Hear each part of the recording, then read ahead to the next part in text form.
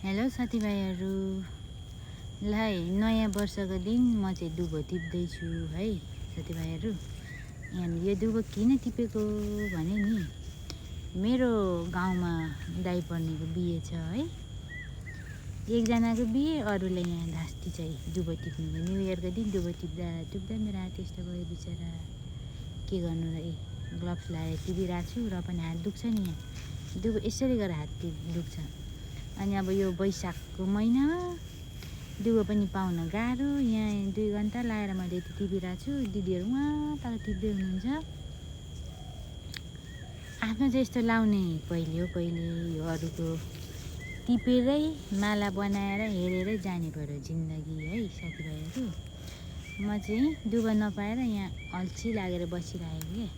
कहाँ छु भने नि बैगनको यो बारी छ हाम्रो गाउँमा।